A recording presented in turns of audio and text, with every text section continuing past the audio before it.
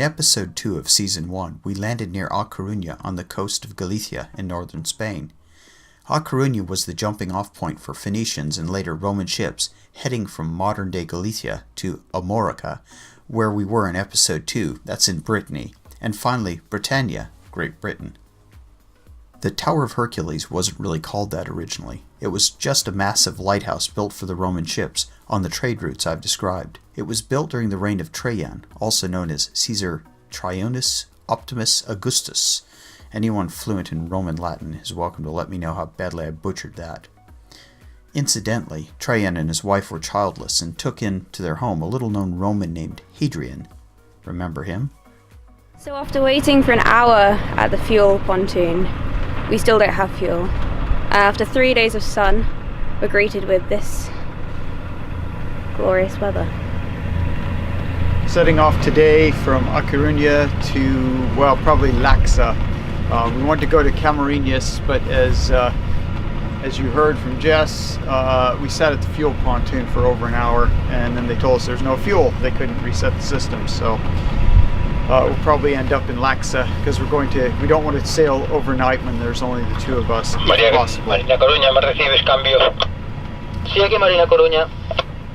Buenos días, soy Íñigo aquí con Picacho. No tenemos corriente en el pantalán. A ver si podéis mirarme, por favor. Can you tell? Vale, de acuerdo, gracias. As Jess said, there's a bit of fog here. By the way, I just changed to channel 16. I didn't turn it off. We're on the Marina channel. Anyhow, so yeah, we're setting off in this kind of it's low mist or high fog, I don't know. But anyhow, it's clear enough that we can see a while. We shouldn't have to turn the radar on. And about 7 hour sail, hopefully.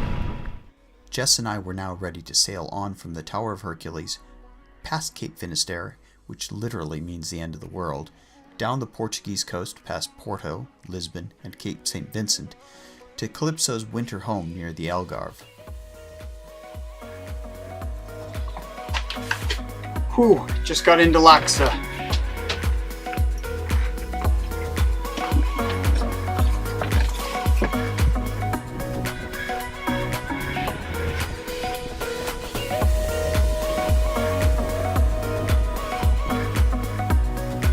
Ship shape in Bristol fashion.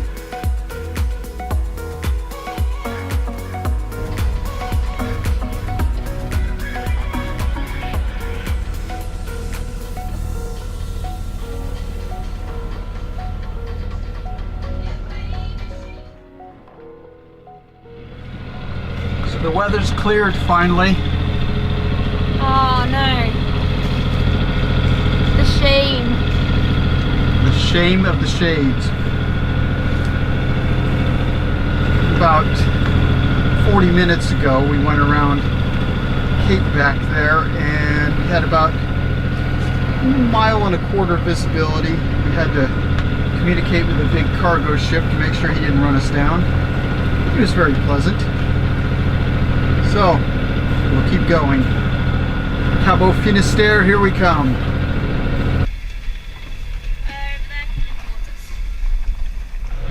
Off Camarinas,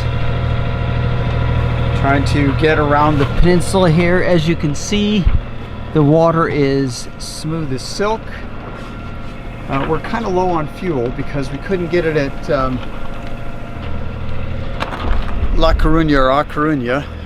They had some kind of an electrical fault, so we're getting a little bit low, a little bit worried about it. So we're stopping in here, but unfortunately doesn't sound like they have a lot of fuel here, or they're not able to deliver lots of fuel. So we'll see what happens. It's all fun. Just wish we could get a little more wind for crossing this face of Galicia. Anyhow, that's it. Update over. Bye. I'm going to try to cook a little pasta and do some olive oil and let's see, peppers, olives, feta cheese. I think it'll be pretty good. It's a bit rolly down here though. See the cooker kind of rocking back and forth and steamy. I don't want to open too many vents because it's really rolly out on the ocean. So I'll put you on my head You can watch.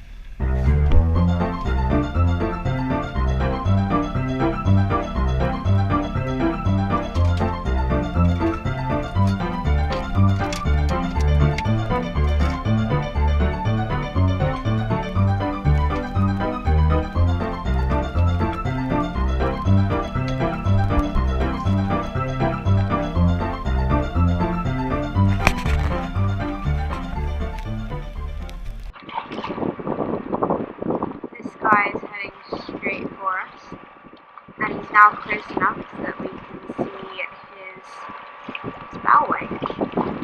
That's pretty comforting. Cool day. Cape Finisterre!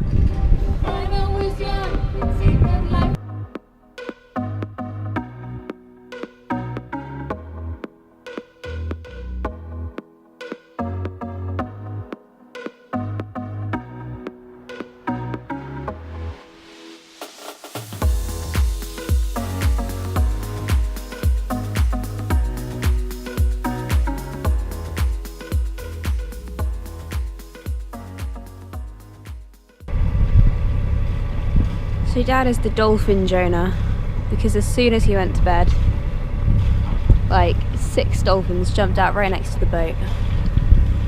But because I can't work the cameras at all, I missed them all. And so here's some flat sea. Hopefully going to be a nice sail tonight, except you keep coming across these big ugly black clouds which look like squalls. So I've already put in 2 reefs in the sail, then shaken out one, and now we're coming across another big ugly looking cloud. So we'll see. Not looking forward to tonight, but hey, it might be a good sail. The winds are light at least. This coast of Portugal that Jess and I are sailing down is as rich in history as anywhere in Europe, and was the home of Henry the Navigator. Henry's considered to be the progenitor of the Age of Discovery. This world map from 1502 is called the Cantino Planisphere and shows the progress that had been made in the 14th and 15th centuries as Europe finally began to organize and reconstruct after the fall of Rome nearly 1,000 years before. This incredible latitude chart was developed following the introduction of astronomical navigation and shows the navigational prowess that was really beginning to be reinvented. The coast is also the launch point for Vasco da Gama's amazing journey to India via the route through the Atlantic, around the Cape of Good Hope, and across the Indian Ocean. This was the first route to join the Orient and Europe by sea.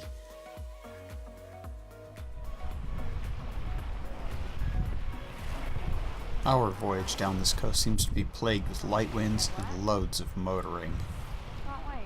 First time since we started the sail.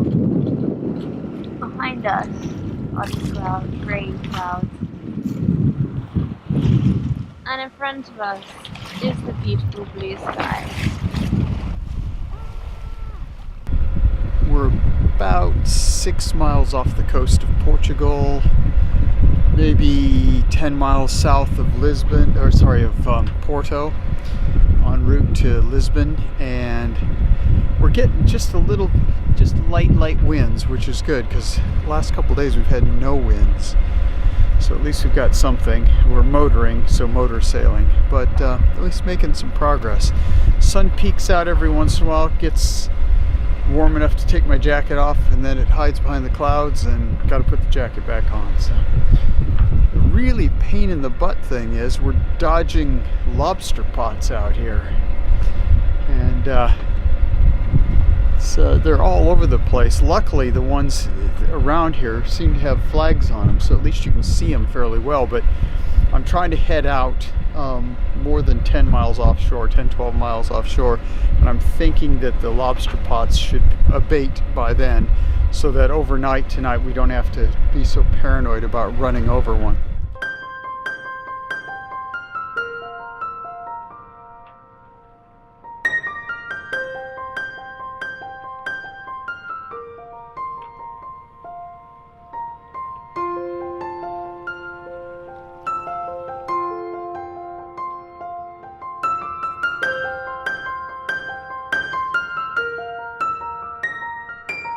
the coast of Portugal, southern Portugal now. We're about 60 miles from Cape St. Vincent, which is down that way. The sun is just rising. We had a really good night. We had a motor most of the way, but at least the seas had calmed down from a couple days ago. Right now I've actually got the sails down because it's just no wind, which is a bit frustrating. So I've been on since 4 a.m. Yeah, just actually let me sleep in an hour for my birthday. So that's nice of her. 60 miles to Cape St. Vincent, like I said, 65. We'll round Cape St. Vincent probably. There's a little anchorage right on the other side of Cape St. Vincent, which is the chin of Portugal. So it's right here. And we might anchor there, or we might go on to Portimao, or we might just continue right to Faro. There's an anchorage outside of a little marina there. I don't think we can get into the marina. It looks fairly shallow, and apparently they don't have a lot of visitor spots, but we could definitely anchor, blow up the dinghy, and get the motor on it so that we can go pick up Karen from the marina. That'll be nice. See you later. Let's try this. Ooh, I look more tired that way. Actually, I've got quite a bit of sleep last night, so I don't feel too bad. It's just early sunrise, not quite sunrise yet, and the lights in the sky. Moon's out, Mars is up. I don't know if you can see Mars and the moon. There's the moon, and Mars should be over there somewhere.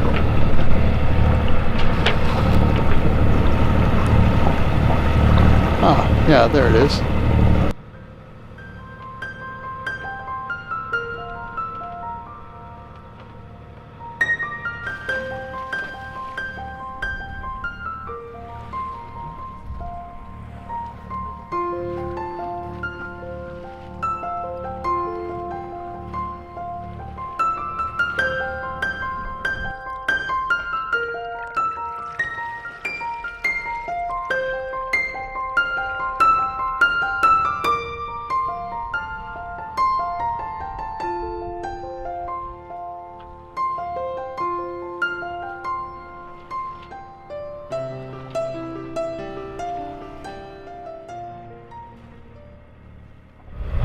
I saw through my binoculars.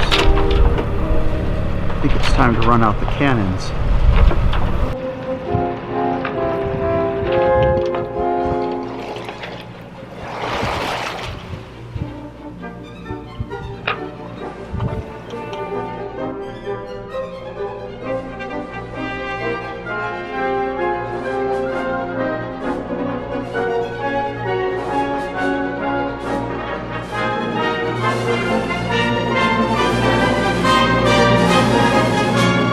So far today we've seen a whale and a tall ship, which when I saw it through the binoculars, I thought that can't be a tall ship, it's got to be a weird container ship, because I could just see the top topgallants, I think.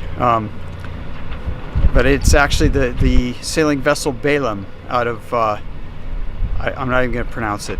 It's up near Porto. Anyhow, we're wanted to overtake it so we could see a little closer. It's like any kind of 18th century battle. It's taken us about 2 hours to catch up.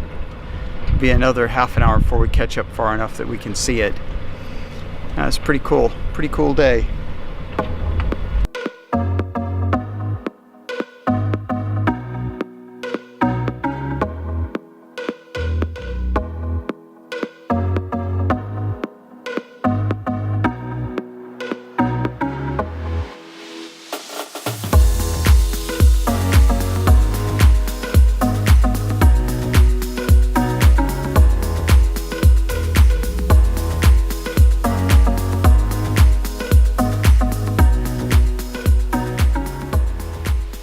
As we approached Cape St. Vincent, the wind strengthened, and following a little hiccup when trying to shorten sail, and which almost had me water skiing behind Kalypso on my tether, we ran downwind into the night.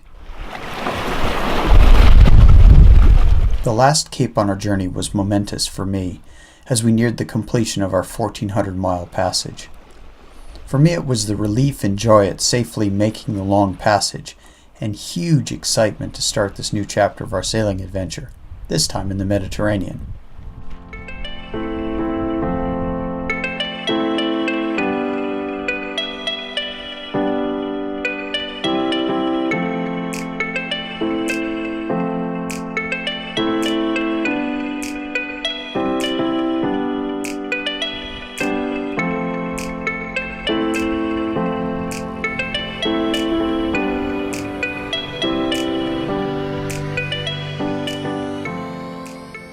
Once again, the journey was coming to an end, and I was really sad because it had been such a long time in the planning. But in truth, it wasn't over, just setting us up for the next adventure. And to see that, don't forget to subscribe.